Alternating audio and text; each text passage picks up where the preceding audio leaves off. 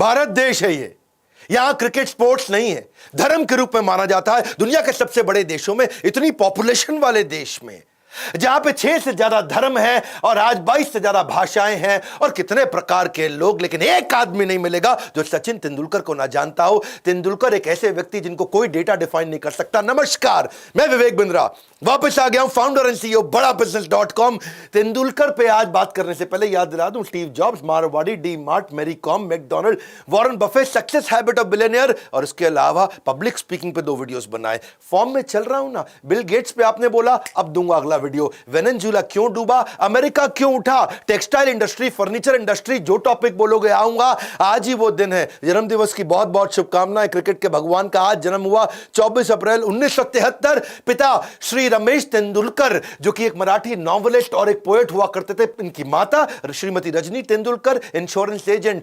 सचिन नाम क्यों रखा, क्योंकि म्यूजिक डायरेक्टर, म्यूजिक बहुत पसंद करते थे। सचिन देव बर्मन के नाम पे 24 साल क्रिकेट खेलने के बावजूद शांत, डाउन टू अर्थ, कोई एटीट्यूड नहीं इस संसार में और कोई कंट्रोवर्सी में आज तक नहीं फंसे। 11 साल की उम्र में क्रिकेट खेलना शुरू किया। टेस्ट डेब्यू पहला 16 साल की उम्र में। एजुकेशन डिफाइन नहीं करता आपकी सफलता को, केवल 10वीं तक पढ़े थे। ये सबसे ज्यादा स्कोर मारने वाले 100 इंटरनेशनल सेंचुरीज इंटरनेशनल क्रिकेट में, वनडे इंटरनेशनल टेस्ट मिला के 663 मैचों में 34,000 से ज्यादा रन। मैथ्यू हेडन कहते हैं, अगर मैंने भगवान देखा है तो वो भारत के लिए 4थी पोजीशन पे बैटिंग करने आता है। इनकी जो अपनी खुद की किताब प्लेइंग इट माय वे, इनकी ऑटोबायोग्राफी, वो वर्ल्ड रिकॉर्ड बना दिया। किताब छपने से पहले 1.5 लाख से ज्यादा कॉपियां उनकी बुक हो गई। ये स्टीव जॉब्स से भी बहुत ज्यादा था। स्टीव जॉब्स को भी इतनी बुकिंग नहीं मिली। ये क्रिकेट के ऐसे रोल मॉडल जो पब्लिक अपीयरेंस में बिलीव नहीं करते, ज्यादा शो शाह में बिलीव नहीं करते, डिसिप्लिन लाइफ, सोशलाइज करना नहीं है, पेज 3 पार्टी से इनको कोई मतलब नहीं है,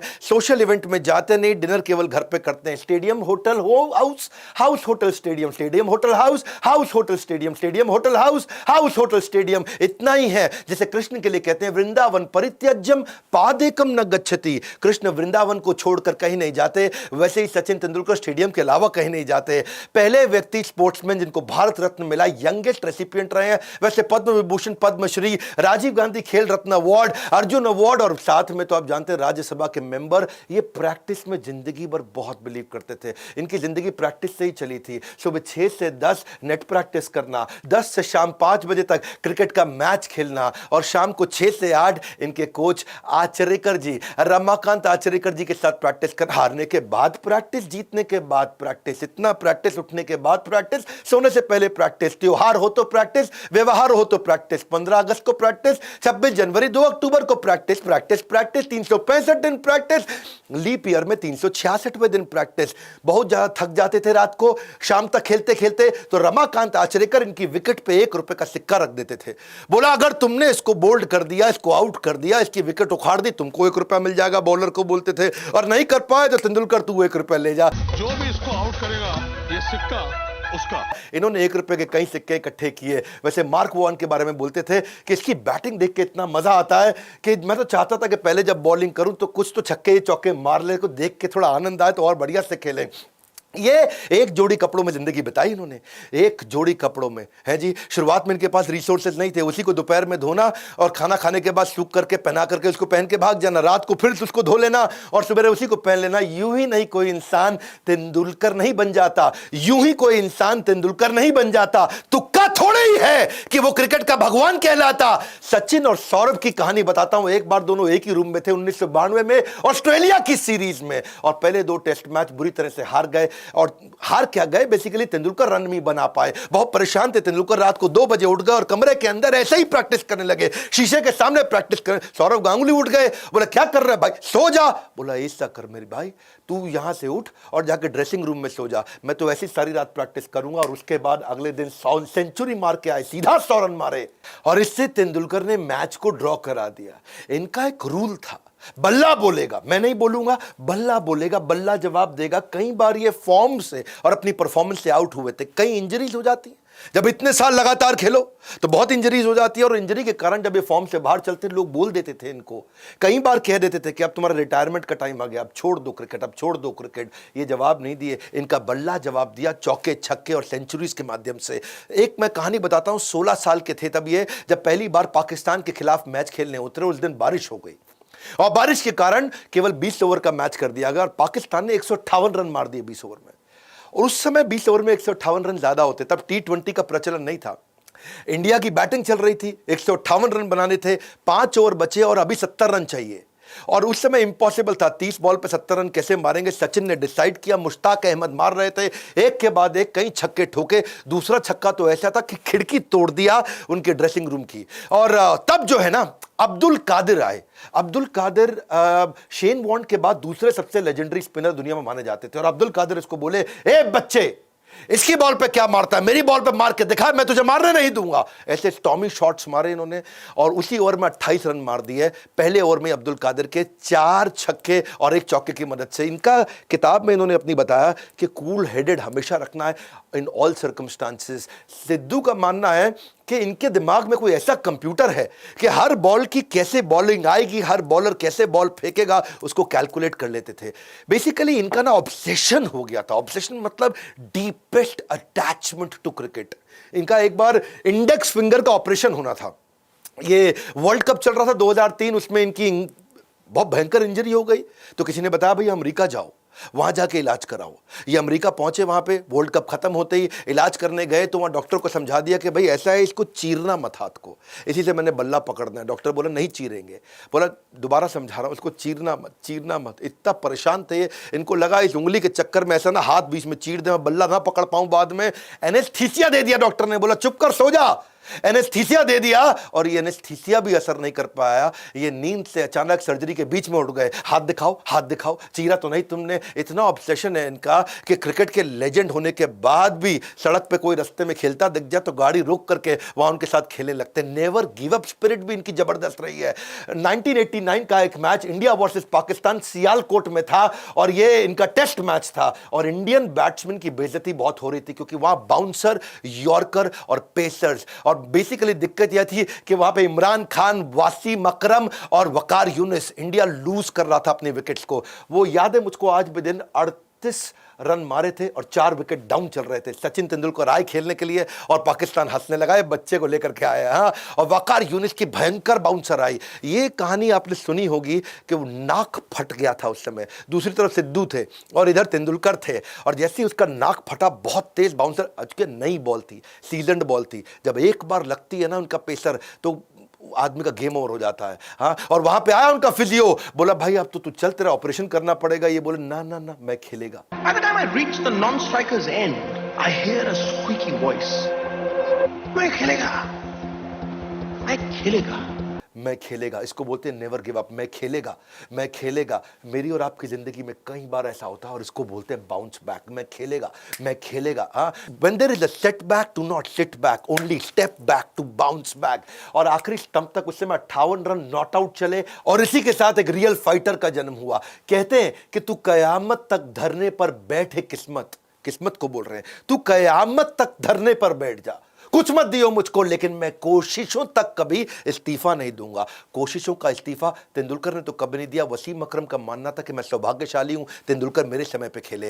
ये कभी भी इन्होंने अपना विजन वर्ल्ड कप से हटाया नहीं।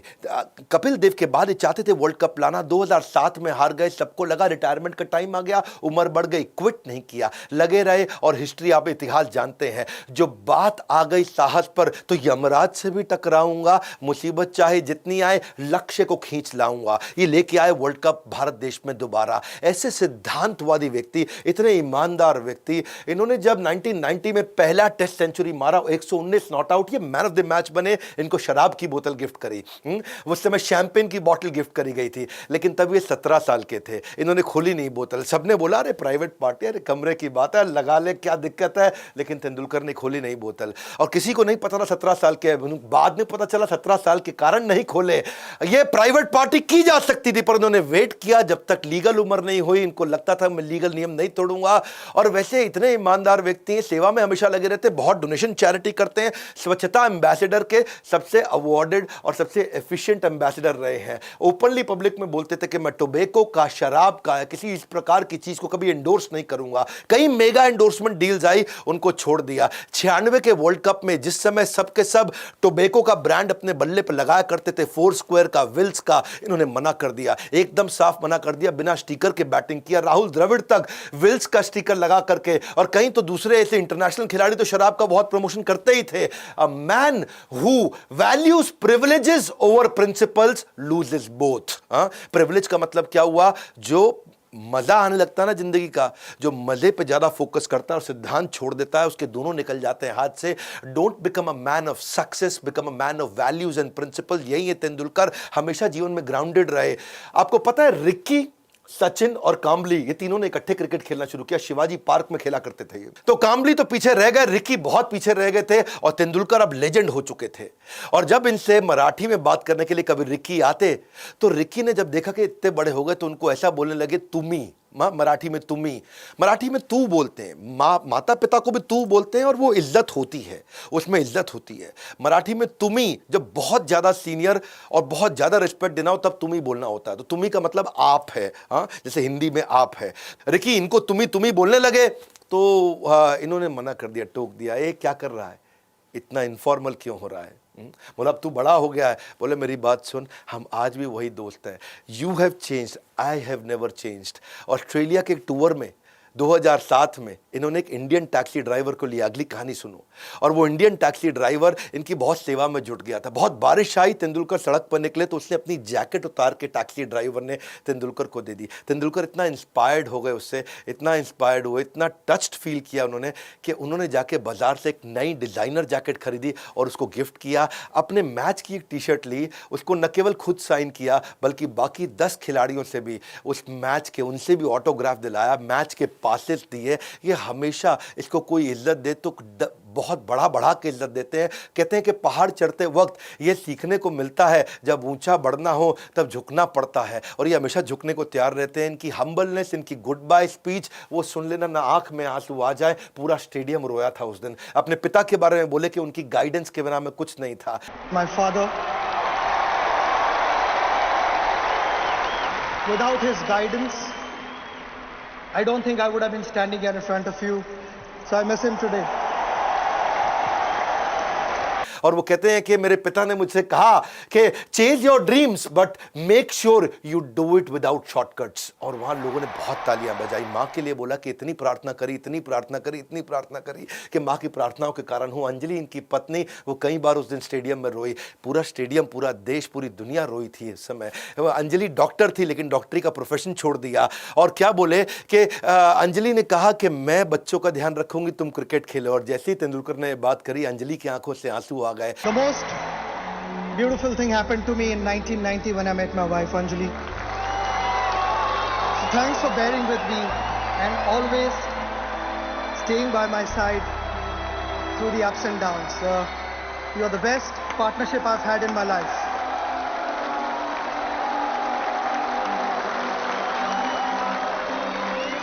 बच्चों के लिए इन्होंने बोला कि मैं जिंदगी भर तुमको समय नहीं दे पाया, पर अब देना चाहता हूं। Showing gratitude is one of the simplest yet most powerful things in life. Muttiah Muralitharan का कहना था कि दुनिया में कभी दूसरा तेंदुलकर अब नहीं मिलेगा। तेंदुलकर इतने ईमानदार हैं और लोग उन पर इतना विश्वास और इतना प्रेम करते हैं उनसे कि उनके नाम की कसम खा सकते हैं। साउथ अफ्रीका में एक बार वहां पे एक डेनिस नाम का अंपायर उस मैच में, जो कि इंग्लैंड से था, खुन्नस खाया हुआ था इंडियन से, और उसने तेंदुलकर पे इल्जाम लगा दिया। और बल्कि तेंदुलकर पे नहीं, 6 खिलाड़ियों पे लगा दिया। तेंदुलकर के अलावा वीरेंद्र सहवाग, गांगुली, हरभजन सिंह, शिव सुंदर दास और दीप दास गुप्ता, इन 6 पे उसने बैन लगाने के लिए बोला ये गलत काम कर रहे हैं। और तेंदुलकर को तो कहा कि ये बॉल के साथ टैंपरिंग कर रहा है, इसने छेड़छाड़ किया है। तो तेंदुलकर को सस्पेंड करा दिया अगले मैच के लिए। इंडियन टीम ने प्रोटेस्ट कर दिया, बोले तुम किसी को बोल सकते हो दुनिया में, तेंदुलकर के लिए नहीं बोल सकते। उसने नहीं ऐसा कभी किया होगा। और डेनिस को जब बोला गया कि तुम आकर के प्रेस कॉन्फ्रेंस में सफाई दो, तो डेनिस से जवाब देते बना नहीं। इंडिया में आउटरीच हो गया, लोगों ने उस अंपायर के पुतले जलाने शुरू किए। बात पार्लियामेंट तक पहुंच गई और पार्लियामेंट में भी बहुत शोर शराबा हुआ। और डेनिस के लिए बोला गया कि ये रेसिस्ट है, ये हमारे थर्ड वर्ल्ड कंट्रीज के अगेंस्ट है। और बीसीसीआई जो हमारे देश का बोर्ड है, उन्होंने बोल दिया हम टूर ही कैंसिल कर देंगे। ये डेनिस ने गलत किया, इसका जवाब चाहिए। आईसीसी वैसे डेनिस का सपोर्ट कर रहा था, लेकिन अल्टीमेटली क्या हुआ, साउथ अफ्रीकन बोर्ड ने खुद ही मना कर दिया। हालांकि मैच साउथ अफ्रीका के खिलाफ था, उन्होंने ईमानदारी के चलते खुद ही मना कर दिया, डेनिस की हमें कोई जरूरत नहीं, डेनिस तू स्टेडियम में नहीं घुसेगा। लोग इतना मानते थे तेंदुलकर को, इतना मानते थे कि अगर उनके खिलाफ जाओगे तो बात कभी नहीं बन सकती। सचिन के लिए मैडनेस है, हमारे देश में भगवान मानते हैं, मंदिर बना देते हैं उनके। अगर बात सचिन की हो रही है और सुधीर कुमार गौतम की ना हो, ये हो नहीं सकता। साइकिल चला करके मुजफ्फरपुर से पहली बार मुंबई 2003 मैच में, कई दिन लगे उनको, पहली बार गए थे। तेंदुलकर ने उनको फ्री टिकट भी दिया। एक्चुअली गरीब इंसान है वो, बहुत क्षमा चाहता हूं ऐसा बोलना पड़ रहा है, पर आर्थिक रूप से कमजोर है। मुजफ्फरपुर से जमशेदपुर 1100 किलोमीटर, मुजफ्फरपुर से मुंबई 1700 किलोमीटर, एक साइड बता रहा हूं, आना जाना नहीं, 1700 × 2 3400 किलोमीटर। इतना ही नहीं, पाकिस्तान तक साइकिल चला के पहुंच गए, बांग्लादेश 3 बार साइकिल चला के गए। इतने पैसे नहीं कि ट्रेन की टिकट दे सके, और अगर ट्रेन में कभी जाना भी पड़ा तो बिना टिकट लिए जाते थे। 2003 में गांव से बेंगलोर जाने में ट्रेन से 60 घंटे लगे, लेकिन 3 ट्रेन बदल के मैं गया, वो भी बिना टिकट, क्योंकि टिकट के पैसे नहीं थे और मुझे मैच देखना था। पुलिस स्टेशन के बाहर रात को सो जाते थे, स्टेडियम के बाहर सो जाते थे, अपने शरीर को पूरा पेंट कर लेते थे। सुधीर गौतम ने एक क्रिकेट मैच नहीं छोड़ा, 16 साल तक लगातार अपने शरीर को पेंट करते रहे। पूरी बॉडी को पेंट करने में उनको सारी रात लग जाती थी, जिसमें ना वो खा सकते, ना पहन सकते, ना सो सकते। मैच से एक रात पहले मैं खुद अपने बॉडी को तिरंगे में रंगता हूँ, पूरी रात सोता भी नहीं हूँ, कुछ खाते भी नहीं, और ये तिरंगे की शक्ति है जो मुझे भूख भी नहीं लगती। खर्चा चलाने के लिए थोड़ी बहुत जॉब करते थे, आर्थिक रूप से इतना कमजोर, लेकिन मैच के टाइम पे जॉब छोड़ देते थे।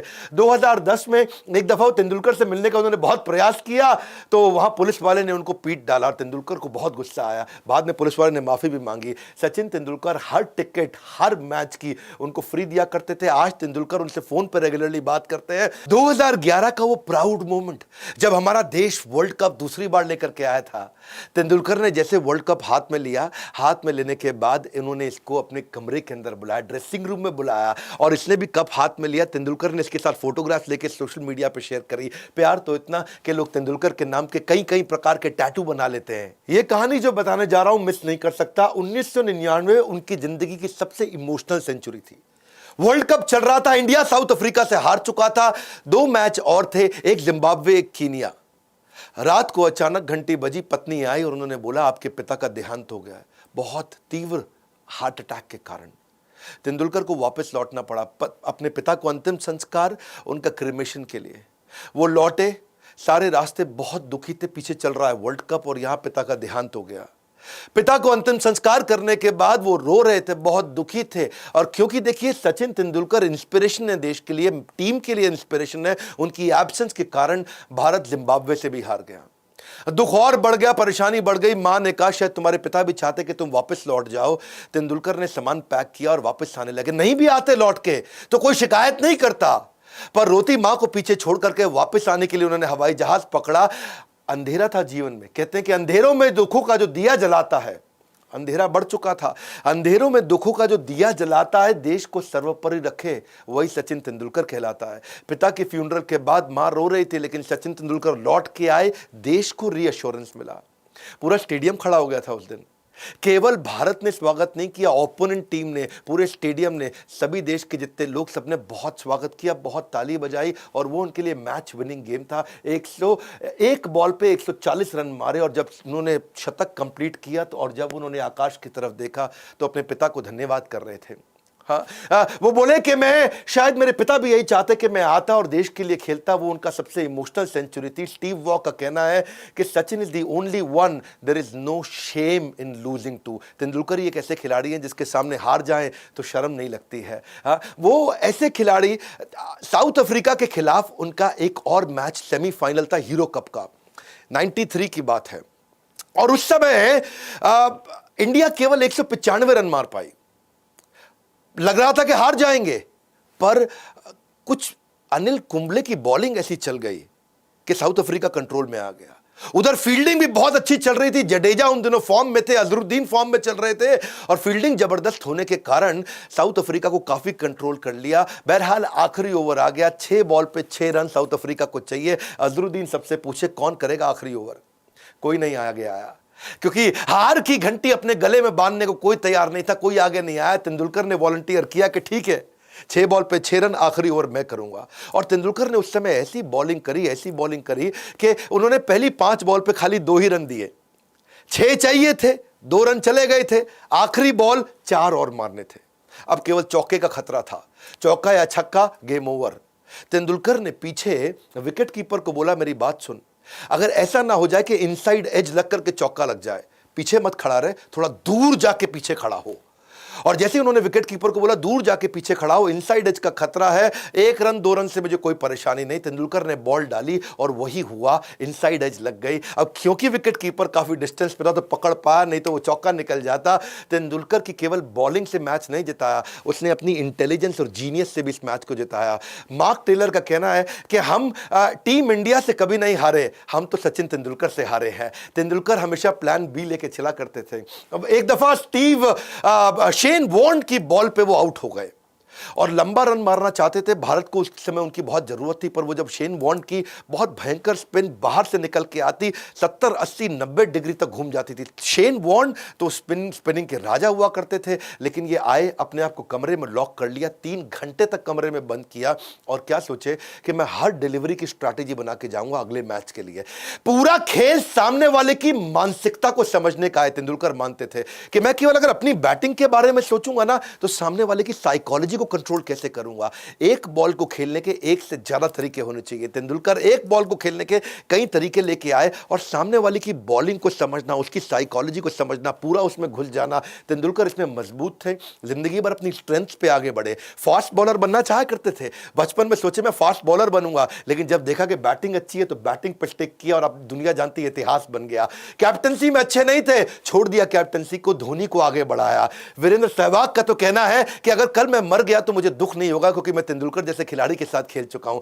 सचिन की जो किताब थी अचीविंग योर ड्रीम्स, ये मैं इसको कैसे मिस कर दूं। इसमें बड़ी अच्छी लेसन उन्होंने दी है। और जब मैं रिसर्च कर रहा था, किताब पढ़ रहा था उनकी, तो मैंने देखा एक कोट जो मुझको बड़ा पसंद आया, discipline and preparation is vital for success. वो जिंदगी भर डिसिप्लिन रहे, irrespective the level of your natural talent. तेरे पास जिंदगी में नेचुरल टैलेंट कोई नहीं, तू आज तक अपने टैलेंट को समझ नहीं पाया, कोई बात नहीं, टैलेंट नहीं भी है, लेकिन अगर डिसिप्लिन और प्रिपरेशन है, डिसिप्लिन और प्रिपरेशन है, डिसिप्लिन और प्रिपरेशन है, गेम चेंज हो जाएगा। तेंदुलकर ने किताब में बोला कि सर्कमस्टेंसेस बदलते रहेंगे, बी विलिंग टू इवॉल्व। अपने आप को इवॉल्व करो, बाहर निकालो with open mind if you want to reach the pinnacle of success. बोला अगर सफल होना चाहते हो तो 2 चीजें हैं, ओपन माइंड से इवॉल्व करते रहिए, लर्न करते रहिए। तेंदुलकर जिंदगी भर अपने मेंटर के आगे हाथ जोड़ के जीवन बिताया। जब रमाकांत आचरेकर जीवित नहीं रहे तो वो सबसे पहले उनको कंधा देने गए। जब उनकी किताब भी आई तो उन्हीं से विमोचन कराया। अपनी किताब में कहते हैं if you aim to be the best, need for a mentor can not be overstated. जिंदगी भर मेंटर रखे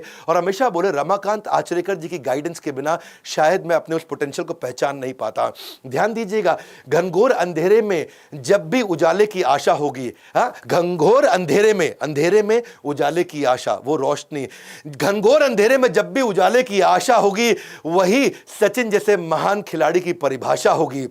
यही लर्निंग जो उन्होंने डिसिप्लिन जो जिंदगी भर रखा, अगर आप भी लर्निंग और डिसिप्लिन पे फोकस करें। मैंने भी अपनी ऑर्गेनाइजेशन में लर्निंग और डिसिप्लिन पे फोकस किया, कंटिन्यूस हम इवॉल्व किए। आज एक अफोर्डेबल कोचिंग प्रोग्राम तो बिल्ड कर दिया ना हमने, जो कि एमबीए की फ्रैक्शन ऑफ कॉस्ट में नहीं। आज इतनी महंगी एमबीए के अगेंस्ट हमने इसे खड़ा किया और प्रोफेसर कौन से लेके आए, established businessman, subject matter expert, बहुत लंबी चौड़ी लिस्ट है। हमने convenience of time, place, any device, any time, any place build किया। हमने पोस्ट सेल सर्विस भी बिल्ड कर दिया कि अगर आपने कोर्स लिया है तो आपको हैंड होल्डिंग जरूर देंगे। आज इसी कारण से 100 मिलियन का माओ है, माओ मतलब मंथली एक्टिव यूजर। आज 100 मिलियन का मंथली एक्टिव यूजर हो चुका है हमारा। 100 से ज्यादा ऑफिस के साथ, 26 मिलियन की कम्युनिटी के साथ आज तक 50 लाख लोगों को हम ट्रेन कर चुके हैं, यानी कि 5 मिलियन। इंडिपेंडेंट सेल्स एजेंट हमारे 12,000 से ज्यादा हैं देश में। 50 कोर्स लॉन्च कर चुके हैं, अगर आपको नहीं मालूम हो, मालूम होना चाहिए। हर प्रॉब्लम पे कोर्स लॉन्च कर दिया हमने। और कोर्स किसने बनाया, देश के सबसे बड़े एक्सपर्ट्स ने। 2 साल का बिजनेस मैनेजमेंट प्रोग्राम, छोटे छोटे बहुत सारे प्रॉब्लम सॉल्विंग कोर्सेज और लंबा चौड़ा अलादीन का चिराग, जिसको हम लाइफ टाइम मेंबरशिप बोलते हैं। चाहे नंबर 1 HDFC लिमिटेड हो तो उनके हमने के मिस्त्री को बना दिया। पैथोलॉजी में जो नंबर 1 उनको भी लेकर के आए। हैंडसेट में Xiaomi नंबर 1 उनको ले आए। ग्लोबल चेयरमैन फोर्ड मोटर के उनको उठा के लेके आए, साथ में इनको इन्वाइट किया, प्रोफेसर बने। बॉम्बे स्टॉक एक्सचेंज के धुरंधर खिलाड़ी, managing director and CEO। Dainik Bhaskar दुनिया का सबसे ज्यादा हिंदी का बिकने वाला अखबार, दुनिया के 4 4th रैंक का किसी भी भाषा में बिकने वाला अखबार पतंजलि के आचार्य बालकृष्ण आर्य सोडी हम छोड़ किसी को नहीं रहे, दुनिया के बेस्ट से बेस्ट प्रोफेसर्स को लेकर के आए। वैसे एक बात बताऊं, सचिन तेंदुलकर का आज जन्मदिन है, क्या आप उनको नीचे विश करना चाहेंगे? हैप्पी बर्थडे सचिन तेंदुलकर लिखना चाहेंगे? मैं ये जो फ्री वीडियोस लाने के इनिशिएटिव्स लेता हूं, पेड अगर आप नहीं भी ले पाते, फ्री वीडियोस कभी मत छोड़िएगा। नए आए तो सब्सक्राइब जरूर करिए, शेयर करिए, तेंदुलकर की ईमानदारी की कहानियां शेयर करिए, पहले ईमानदारी बाद में दुकानदारी। लाइक करके उत्साह नहीं बढ़ाएंगे? क्या अगला वीडियो कौन सा देखना चाहते हैं? मैं कमेंट बॉक्स को आके ध्यान से पढ़ रहा हूं, हर वीडियो को बनाने की कोशिश कर रहा हूं। हमारे साथ जुड़े रहने के लिए बोर्ड लाइन नंबर पे इन कोर्सेज को सीख करके अपनी जिंदगी को इवॉल्व करने के लिए, वीडियो शेयर करते रहने के लिए आप सबका हृदय की गहराई से मुस्कुराहट के साथ धन्यवाद।